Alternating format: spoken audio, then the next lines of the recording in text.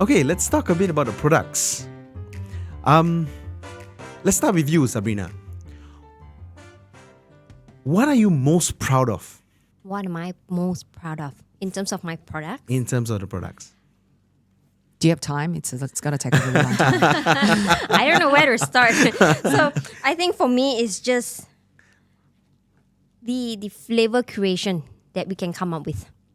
That is what I'm most proud of. Like, I mean, the ideas that we have, I never thought, I mean, you don't see it on the shelf, Right. right? And the idea where we just throw at each other, especially during our R&D meetings, it's just wow. You're like, oh, we didn't think about it. Let's just try it out. Okay. And from the process, from the idea creation to the final product, that is what I am proud of. When I see the final product, I'm like, wow. I thought it was just something that we're just throwing on the table, just for us to, play with. But to see it there and go like, it actually works. Okay. Yeah, that is really, really fulfilling. Could you share what are some of the inspirations behind the product curation? I wouldn't say it's more like inspiration per se, but I mean, of course, we always has this mindset like, okay, we want to come up with something new. What is it that you want to come up with? All right, that is just the guideline in terms of like something new. Something new. Yeah. Okay. What it is, I don't know. Let's something go. new. Let's go. and then that's where it just start flowing, right? Okay. We will think about lavender, for example. We'll think about bubble tea, for example. It's like all this weird ass thing that we can think of. We will just Try them. yeah. Yeah, I think the other thing about the flavors that we were talking about is we forget sometimes how hard it is to make a natural product. And that also includes the flavors. And I think most of the products out there, if you're buying, whether it's salted egg, whether it's lemongrass, whether it's strawberry or chocolate, actually a lot of it comes from the natural flavoring, or most products actually have artificial flavoring. And I think from the very beginning, we committed to not using, number one, flavoring, and also just not using any artificial anything in our products. And so to get to the particular flavor that Sabrina was talking about, in the intensity and the, harmonization of how all the sweet, sour, salts, oil, and all these come together is really, really difficult. So she definitely, is very good at tasting and undersells the amount of work that goes into balancing an innovative flavor in our products. Can I add? Like, for Yeah. example, recently we were given a challenge. Reduce sugar by half. 50%, cut it by 50. Yeah. Goodness. You know the And fif- still tastes good. Yes. Yes. And the first feedback that we've always got from the team is it's impossible. It's going to change the texture. That you're not going to Yeah. get the texture that you want, which is clumps and stuff. Like, oh my God, the pushback that we got is just insane. But I was like, nope. I'm sure there's a way. Okay. And most importantly is must be natural, yeah? No. Oh, so minus 50% and still stick to the natural. Yes. And the texture. Texture, and the, tasty, and the everything. size, the way the oats clump together. Yeah. Yeah, Wow. and of course the pushback was worse, but it's like, guys, it's okay. Let's sit down. Let's think.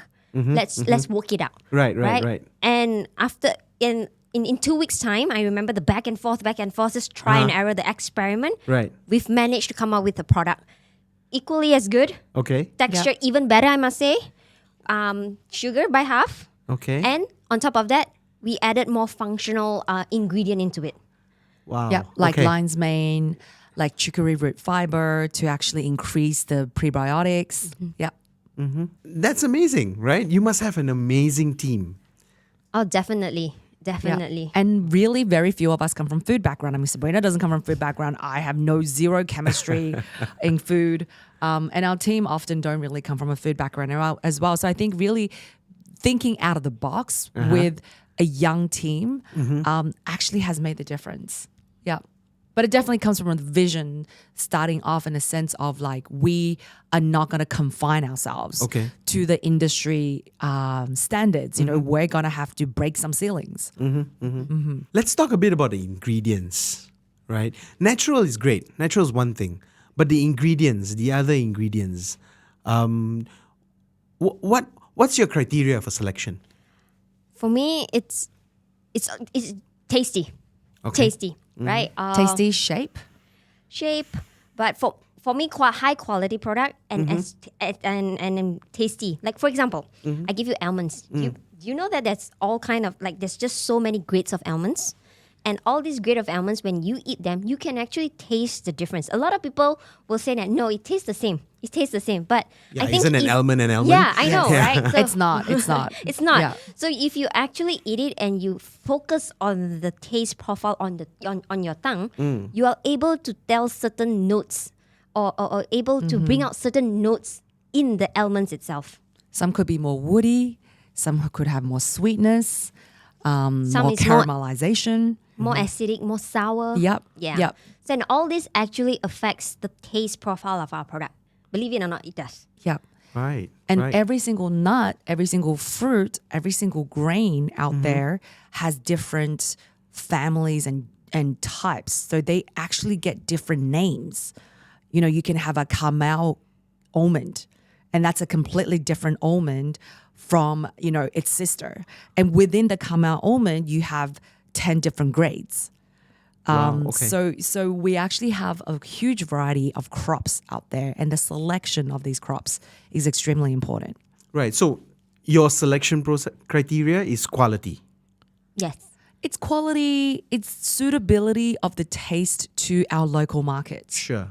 Okay. I think, you know, our world is very diverse, and what the Malaysian taste and the Singaporean taste and the Thai taste and the Filipino taste will be very different from the Australian taste and the Definitely. American and British taste. So I think we're really selecting products that are suitable for more the Asian profile for now, I would say.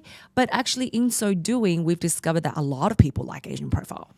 You know, a lot of people like the richness of the taste. A lot of people like the flavors.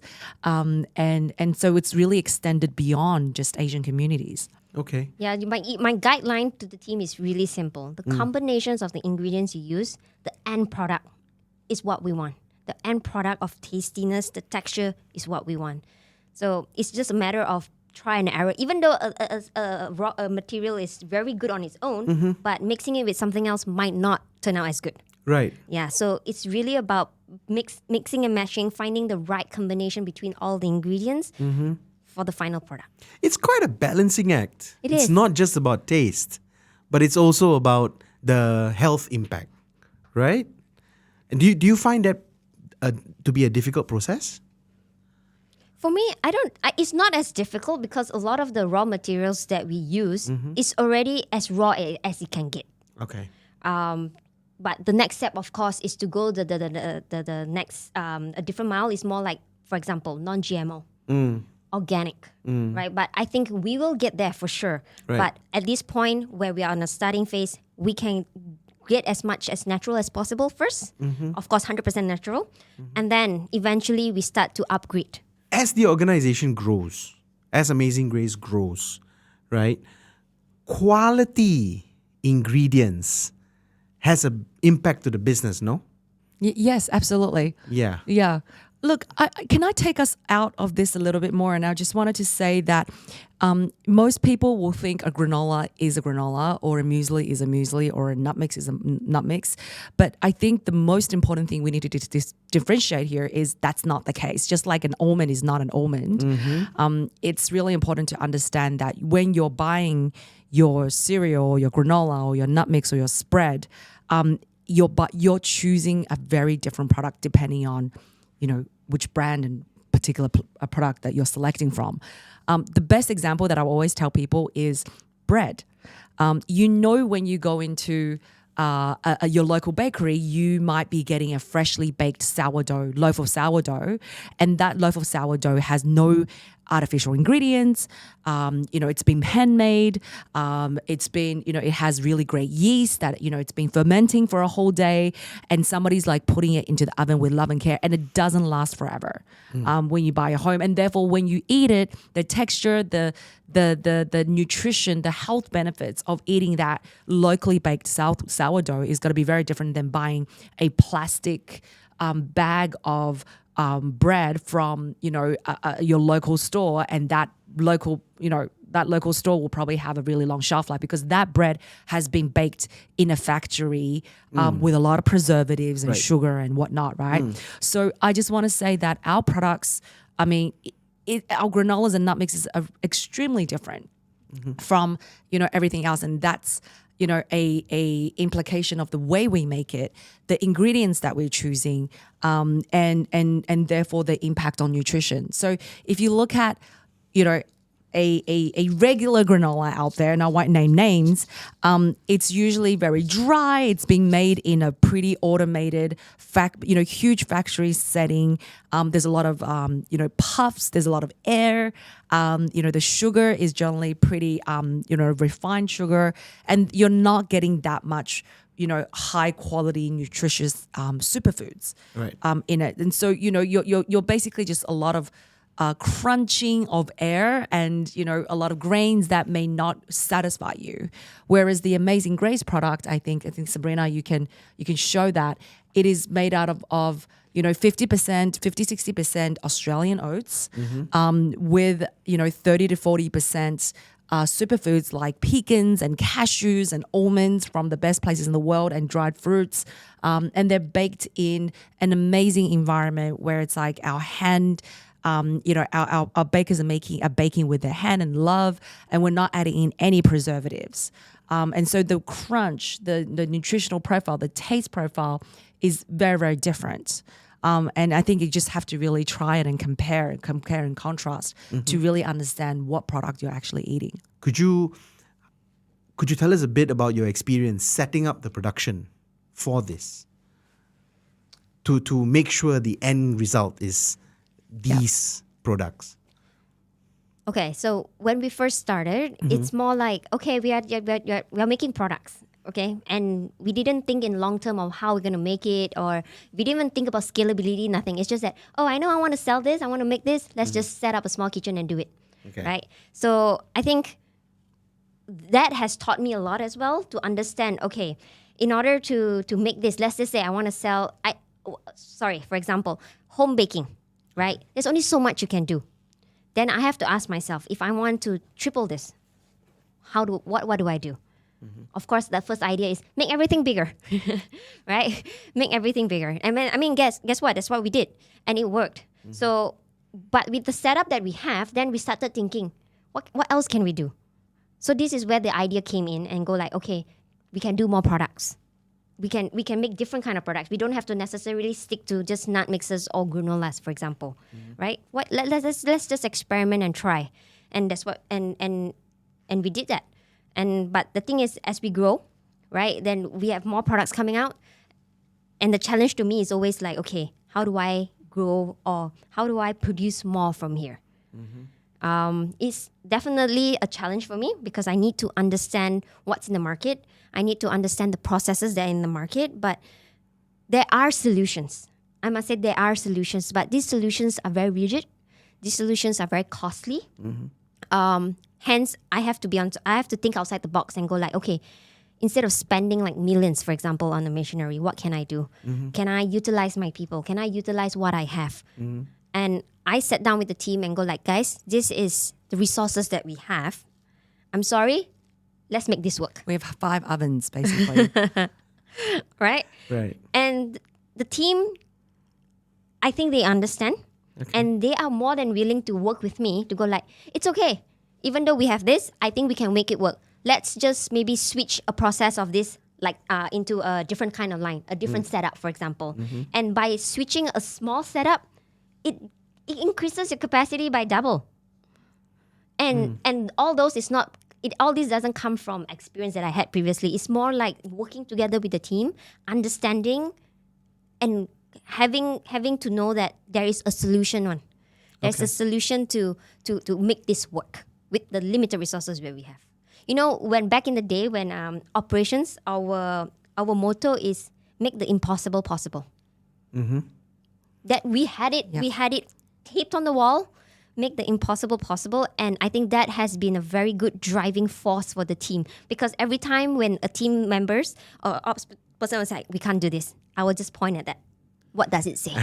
We might have to have that as a new tagline. Yeah, I think and I've just realized this as Sabrina was talking about this, is it's not just about having an amazing product. It's about actually how do we operationally support the creation of this product that has such high standard of quality and taste and nutrition, with so little resources. So I think the magic of Amazin Graze and the magic of what Sabrina has done here particularly is that she's, engineered the processes and the operational difficulties in order to support the product that we're making at the scale in which we're growing. And that, I think, doesn't get appreciated enough, even by me. In understanding that, you guys can, so anybody can go, I will just create the best product possible. It's got the most organic ingredients, the most expensive ingredients. Anyone can do that. But what's really difficult is actually setting up an entire line of process and training of the people, because the machine itself isn't going to bake itself. The machine itself is operated by people, and the quality is controlled by people. And so in order to do that, I think Sabrina had to really innovate, and the magic is part of that process and the operations that she's created in order to create this consistently good product that people are now finding in their local stores. What she did. Second that.